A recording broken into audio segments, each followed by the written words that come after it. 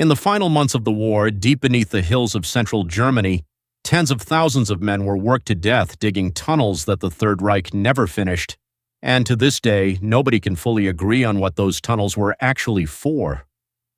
By the spring of 1945, the war was already lost. Everyone with a map and a radio knew it. Soviet artillery was rolling toward Berlin from the east. American and British armor was tearing across the Rhine from the west. And yet, in the quiet wooded hills near a small Thuringian town called Ohrdruf, thousands of exhausted, starving prisoners were still being marched underground every single day, forced to blast and claw out miles of new tunnel through solid rock. Not for a weapon, not for a factory that would ever produce anything. For a purpose so secretive that even now, historians studying the original blueprints can only make educated guesses. This is the story of the Reich's hidden underground railway complex, a project so vast it swallowed entire towns, so brutal it became one of the first horrors American soldiers witnessed with their own eyes, and so mysterious that decades later, treasure hunters are still crawling through collapsed shafts looking for a train that may or may not exist. To understand why Nazi Germany went underground at all, you have to understand what was happening in the skies above it. By 1943 and 1944, Allied bombers were flattening German industry above ground almost as fast as it could be rebuilt. Ball-bearing plants, aircraft factories, refineries, all of it was being pounded into rubble from 30,000 feet. Albert Speer, the regime's armaments minister, came to a grim conclusion. The only way to keep war production alive was to bury it. Move the factories, the fuel depots, the command centers, and if possible, the entire apparatus of a collapsing war machine into the earth itself, where bombs could not reach. That single decision triggered one of the largest and most inhumane construction campaigns of the entire war. Under an organization known as Organization Todt, the Reich began carving vast underground complexes into mountainsides across Germany and the territories it still controlled. The most infamous of these was the Mittelwerk near Nordhausen, where V-2 rockets were assembled underground by concentration camp prisoners in conditions so lethal that more people died building the weapon than were ever killed by it in combat. But Mittelwerk was only the beginning. As the front lines crept closer, Hitler's inner circle began planning something even stranger, a hidden underground refuge system connected by rail, hidden so deep in the hills that no bomb and perhaps no invading army could ever reach it. Near Ohrdruf, a special project was set into motion under a code name that still sends a chill through local historians, Jonastal. Construction crews began blasting more than 25 separate tunnel entrances into the surrounding hillsides, all intended to eventually connect into a single underground network stretching for miles, wide enough and strong enough to carry railway lines directly into the mountain. Some documents suggest it was meant to be a relocated armaments factory. Others point to something far more chilling, that this was to become Adolf Hitler's final command bunker, a subterranean Führer headquarters built deep enough to survive whatever apocalypse was coming for Berlin. To build it, the SS established a subcamp of Buchenwald right on site. Thousands of prisoners, Jewish men, Soviet prisoners of war, political dissidents, were marched into the hills each day and put to work with picks, drills, and their bare hands. There was no proper ventilation. There was barely any food. Guards drove starving men through freezing tunnels at a killing pace because Berlin wanted results, and Berlin did not care how many bodies it cost. Historians estimate that in just a few months, thousands of prisoners died at Ohrdruf alone, worked, starved, or beaten to death for a tunnel system that, in the end, would never hold a single train. Picture it. Damp rock walls sweating in the dark, the distant echo of blasting charges, men so weak from hunger they could barely lift their tools, forced onward under the beam of a guard's flashlight. Outside, spring was arriving in the Thuringian countryside, the trees budding, the fields turning green, while beneath the surface a slow, silent massacre carried on in total secrecy. Then, in early April 1945, the front finally caught up with Jonastal. American forces from George Patton's Third Army swept into the region, and what they found stopped hardened combat soldiers in their tracks. Ohrdruf became the first Nazi camp liberated by American troops, and the scenes inside were so horrifying that General Dwight Eisenhower personally traveled there to see it for himself. He ordered every available American soldier in the area to walk through the camp and witness the bodies, the starvation, the evidence of systematic murder, because he wanted no one ever to be able to claim that it hadn't happened. Patton reportedly became physically ill. Eisenhower later said he wanted the horror documented in exhaustive detail so history could never be allowed to forget it or deny it. But the tunnels themselves were still there, mostly empty, some flooded, some collapsed, stretching deep into the hillside with no train, no rocket, no hidden Führer bunker ever having been completed inside them. American engineers went in cautiously, searching for booby traps, weapons caches, anything the retreating Germans might have left behind. What they found instead was mostly darkness, miles of unfinished rock corridors, abandoned machinery, rail ties laid for tracks that were never used. And then came one of the strangest twists in the entire story. Ohrdruf sat inside the zone of Germany that had already been assigned, under agreements made at Yalta, to Soviet occupation after the war.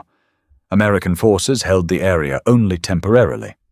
Within weeks, US troops were ordered to withdraw westward, and the Red Army moved in to take control of Thuringia, tunnels and all. What the Soviets did next has fueled speculation for decades. Rather than fully exploring or documenting the Jonostal complex, Soviet engineers moved quickly to seal many of the entrances, in some cases using explosives to collapse tunnel mouths entirely. Officially, this was framed as a safety measure. Unstable, unfinished tunnels posed obvious risks of collapse. But local legend, passed down through generations of Thuringian families, tells a different story. That Soviet teams removed material from inside the tunnels first, quietly, before sealing the evidence away from Western eyes during the opening years of the Cold War. To this day, several of those entrances have never been fully reopened or excavated by modern archaeologists. Jonostal wasn't the only underground mystery the collapsing Reich left behind. Roughly 200 miles to the east, in the mountains of Lower Silesia, territory that would become part of Poland after the war, an even larger and more secretive project was underway.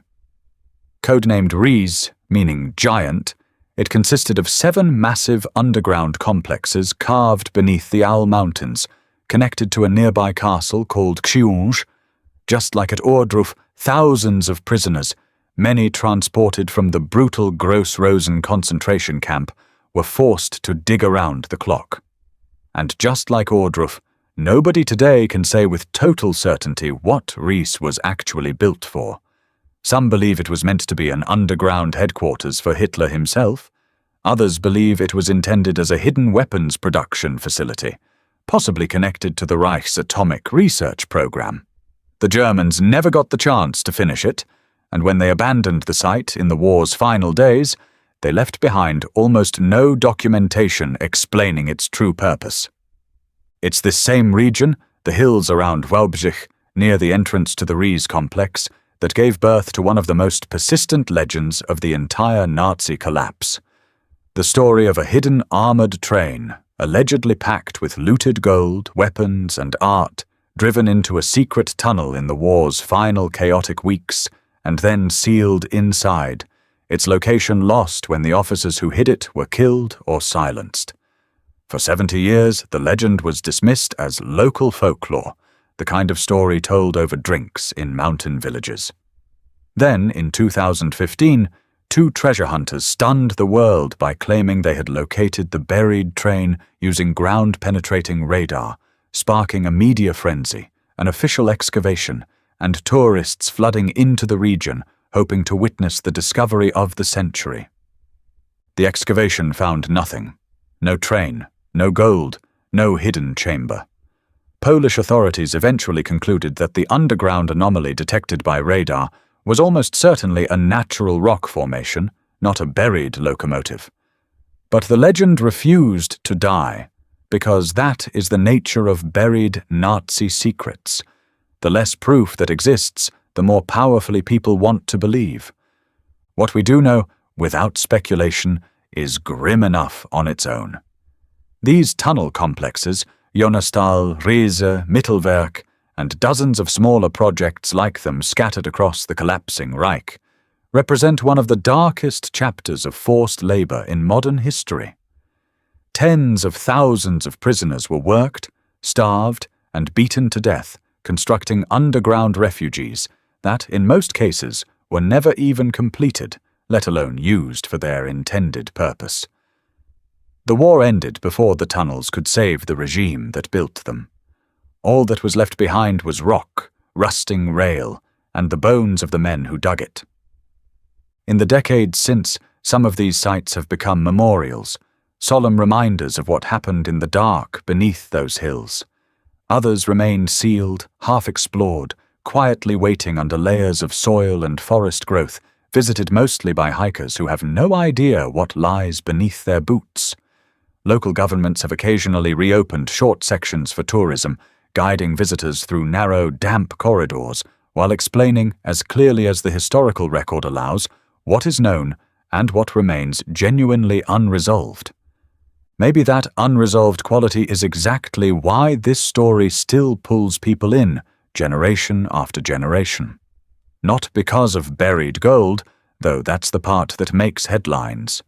It's because these tunnels are physical proof of a regime that, even as it was dying, chose to pour its last resources not into surrender, not into saving lives, but into digging deeper and deeper into the earth in a desperate, doomed attempt to survive a little longer, whatever the human cost. The men who built those tunnels never got to see what, if anything, they were for. Most of them never left the hillsides alive. And perhaps that is the truest legacy of the whole story. Not a hidden train, not a lost fortune, but a warning etched permanently into the rock, about what desperate power will do in its final days, and about the ordinary forgotten victims who are always the ones who pay for it. If you found this story as haunting as we did, make sure to like this video and subscribe to the channel for more hidden World War II secrets most people have never heard.